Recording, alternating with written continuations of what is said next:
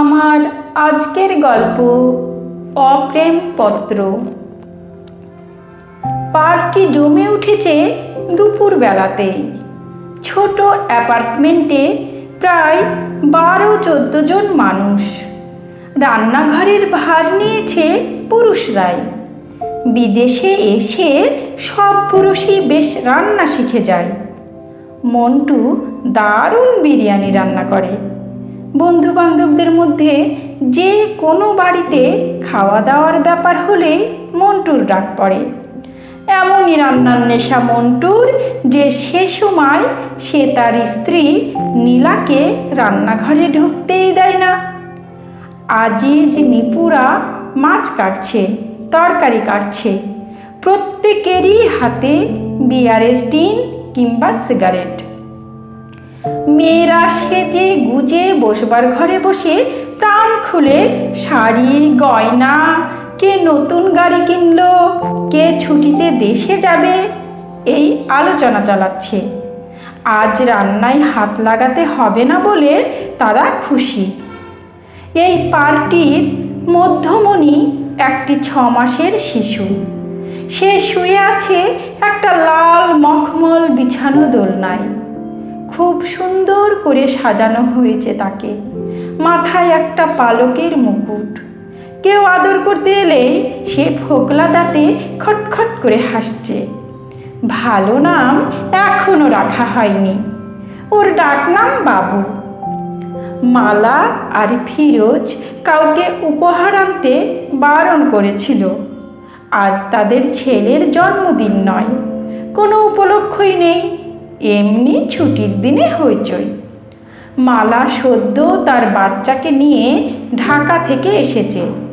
বন্ধু বান্ধবরা এই প্রথম ফিরোজের সন্তানের মুখ দেখবে। উপহার আনবে না? অনেক রকম বেলুন আর খেলনায় ঘরের একটা কোণ ভরে আছে। ফিরোজ একটাবার কাউন্টার খুলে ফেলেছে। কাউকে বিয়ার, কাউকে ভদকা দিচ্ছে গেলাসে গেলাসে। মেয়েরা এসব খেতে চায় না। ফিরোজ খুব চেষ্টা করছে তার ঘনিষ্ঠ বন্ধু ফারুকের স্ত্রী পাখিকে ওয়াইন খাওয়াতে। মুখের সামনে গেলাস নিয়ে বললে, অন্তত একটা চুমুক দাও। আমি তোমাকে আগে ওয়াইন খেতে দেখেছি প্রফেসর লোহারের বাসায়। এই সময় টেলিফোন বেজে উঠল। ফারুক দাঁড়িয়ে আছে টেলিফোনের কাছে। সে তুলে বলল, হ্যালো, গুটেন মর্গান। কথা বলতে বলতে ফারুকের ভুরু কুঁচকে গেল। ও পাশের কথা শোনা যাচ্ছে না। সবাই এক দৃষ্টিতে তাকিয়ে আছে। ফারুক মাউথপিস চাপা দিয়ে ফিস ফিস করে বলল, রোজা। কয়েক মুহূর্তের জন্য অস্বস্তিকর নীরবতা। বাচ্চার দোলনার কাছে থেকে মালা তীক্ষ্ণ কণ্ঠে বলল, কি চাই সে? ফারুক বলল, ফিরোজের সঙ্গে কথা বলতে চাই। স্ত্রীর অনুমতির অপেক্ষা না করেই ফিরোজ এগিয়ে গিয়ে ফোনটা ধরল। প্রথমে একটুক্ষণ জার্মান ভাষায় কথা বলে তারপর শুরু করলো বাংলায়। হ্যাঁ, আসতে পারো, অবশ্যই, এখনই চলে এসো। তোমার স্বামী সঙ্গে আছে, তাকেও নিয়ে এসো, কোনো অসুবিধা নেই। He is most welcome. আমার এই নতুন বাসার ডিরেকশন বলে দিচ্ছি।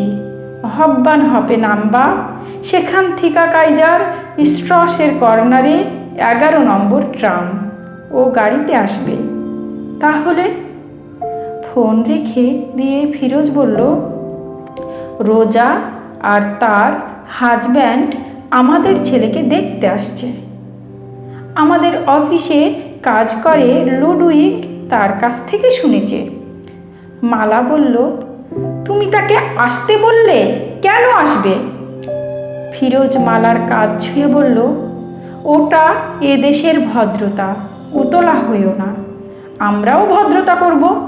দেখো, ওরা বেশিক্ষণ থাকবে না। মালা তবু ভুরু কুঁচকে থাকলো। বাচ্চার দিকে মুখ ঝুঁকিয়ে বলল, নজর দিতে আসছে। ফিরোজ হো হো করে হেসে উঠল। বারান্দার কাছে দাঁড়িয়ে আছে আহবাব আর ডালিম। ডালিম সদ্য এসেছে দেশ থেকে। সে ফ্রাঙ্কফুর্ট শহরটাই এখনো ভালো চেনে না। সে ফিসফিস করে জিজ্ঞেস করলো, ওই রোজা কে? আহবাব বলল, রোজা আগে ফিরোজের স্ত্রী ছিল। 8 বছর পর ডিভোর্স হইয়া গেছে।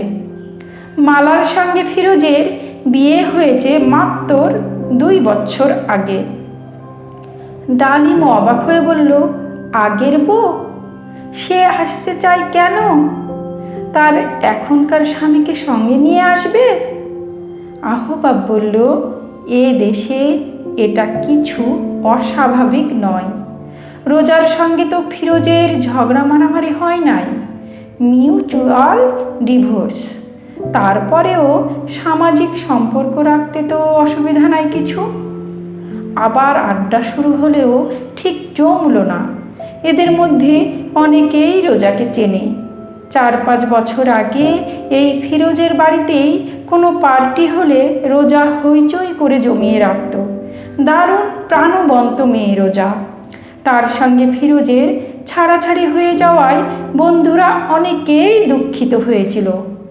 জার্মান মেয়েরা এমনিতেই বউ হিসেবে খুব ভালো হয়, তাদের মধ্যে রোজা আরও বেশি ভালো।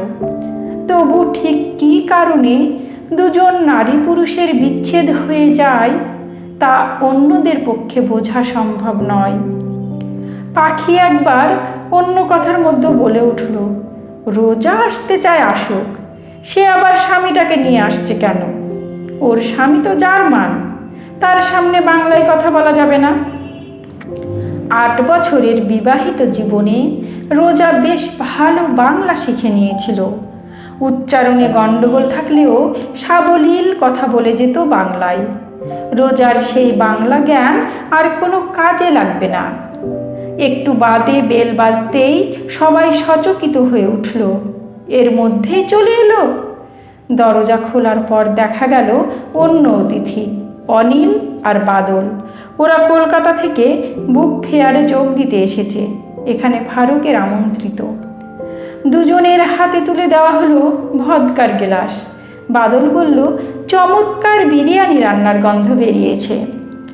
পাশের ঘর থেকে মন্টু চেঁচিয়ে বলল, আর 20 মিনিটের মধ্যে সব রেডি হয়ে যাবে, তারপর লাঞ্চ সার্ভ করা হবে। অনিলকে দেখে মালা কিছুক্ষণের জন্য রোজার কথা ভুলে গেল।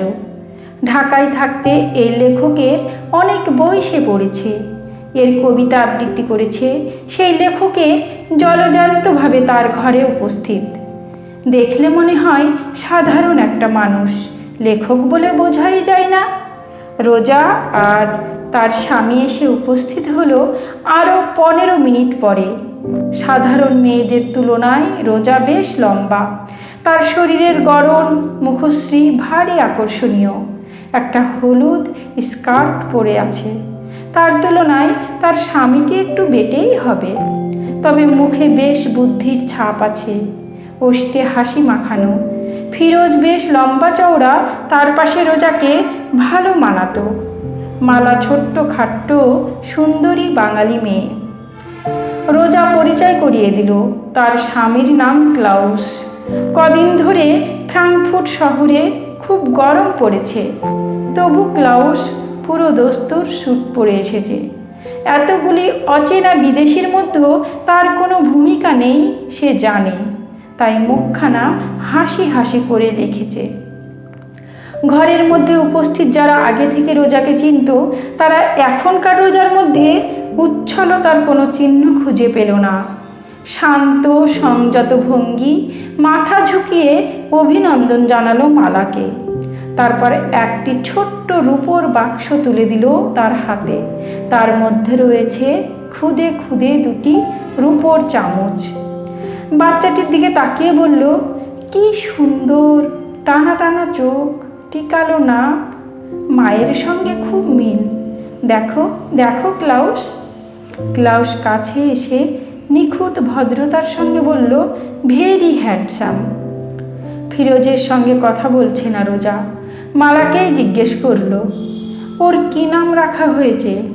মালা আড়ষ্টভাবে বলল, এখনো ভালো নাম দেওয়া হয়নি, বাবু বাবু বলে ডাকি। রোজা বলল, বাবু? বাবু খুব সুন্দর নাম, আমি কি একবার ওকে কোলে নিতে পারি? স্পষ্ট আপত্তি আছে মালার, তবু ঘাড় নাড়ল। দোলনা থেকে বাবুকে কোলে তুলে নিয়ে রোজা তারপর ঘুরে তাকালো ফিরোজের দিকে। ফিরোজের সন্তান তার গর্ভেও আসতে পারত। এ বাড়িতে রোজা নিজের সন্তানকে বুকে নিয়ে এরকম একটা পার্টির মধ্যে ঘুরে বেড়াতে পারত, কিন্তু 8 বছরের বিবাহিত জীবনে তার কোনো বাচ্চা হয়নি। ফিরোজ এবং রোজা যেন কয়েক পলক বেশি সোজাসুজি তাকিয়ে রইল পরস্পরের দিকে। সেই দৃষ্টির ভাষা অন্য কেউ বুঝবে না। সবাই নিঃশব্দ হয়ে রোজাকে দেখছে। এখন রোজাই কেন্দ্রবিন্দু। বাচ্চাটাকে নামিয়ে রাখতে রাখতে মালাকে রোজা বলল, তুমি খুব ভাগ্যবতী। রান্নাঘর থেকে অ্যাপ্রন পরা মন্টু এসে বলল, এই রোজা, আমি বিরিয়ানি রান্না করছি, খেয়ে যেতে হবে কিন্তু। রোজা স্বামীর দিকে ফিরে পরিচয় করিয়ে দিয়ে বলল, আবিদ হোসেন মন্টু, ফিরোজের চাচাতো ভাই, খুব ভালো রান্না করে। তারপর মন্টুকে বলল, আমরা লাঞ্চ খেয়ে এসেছি, এখন তো আর কিছু খেতে পারবো না। ফিরোজ এবার ভদ্রতা করে ক্লাউসকে বলল, না না, আপনাদের খেয়ে যেতেই হবে, প্লিজ বসুন, একটা ড্রিঙ্ক দেব, বিয়ার? ক্লাউস জানালো সে কোনো রকম মদ্যপান করে না। বাঙালিরা হঠাৎ কারোর বাড়িতে গিয়ে উপস্থিত হলে গৃহস্বামিনীর অনুরোধে খেতে বসে যায়। জার্মানরা সেরকম খাবে না, তাছাড়া এদের সঙ্গে তাদের সেরকম সম্পর্ক নয়। ক্লাউস আর রোজা কিছুতেই খেতে রাজি নয়। মালা বলল, অন্তত একটা মিষ্টি খেয়ে যান। রোজা বলল, ঠিক আছে, একটা মিষ্টি আর 1 গ্লাস পানি। এবার ওরা বিদায় নেবে। সব মিলিয়ে 10-12 মিনিট। ফিরোজ এদের পৌঁছে দিল সিঁড়ি পর্যন্ত। নামবার আগে রোজা বলল, ঘরে বাচ্চাটা রয়েছে, সবাই সিগারেট খাচ্ছে, বন্ধুদের পাশের ঘরে গিয়ে সিগারেট খেতে বলো। আবার শুরু হয়ে গেল গুঞ্জন।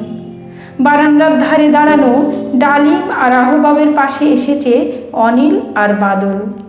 বাদল বলল, জার্মান ছেলে অথচ বিয়ার খায় না, এ যে দৈত্যকুলে প্রহ্লাদ। অনিল বলল, হয়তো খায়, এখানে খেতে চায় না। ডালিম ফিসফিস করে জিজ্ঞেস করলো, মেয়েটিকে তো বেশ ভালোই মনে হলো, ডিভোর্স হলো কেন? আহবাব বলল, মেয়েটা বোধহয় বাজা। ফিরোজের খুব ছেলে মেয়ের শখ। বারান্দা দিয়ে দেখা গেল রাস্তায় নেমে গেছে রোজা আর ক্লাউস। ক্লাউস চাবি দিয়ে গাড়ি খুলছে, এপাশে দাঁড়িয়ে। হঠাৎ ফুপিয়ে কেঁদে উঠল রোজা। ব্যাগ থেকে রুমাল বার করে চোখ মুছল, তারপর 2টি কাগজ বার করল, 2খানা মেডিকেল রিপোর্ট। রোজা আর ফিরোজ 2 জায়গায় পরীক্ষা করিয়েছিল। 2 জায়গা থেকে রিপোর্ট দিয়েছে ফিরোজের সন্তানের জন্ম দেওয়ার ক্ষমতা নেই।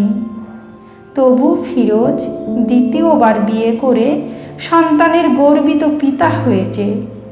অলৌকিক ব্যাপার আজও ঘটে।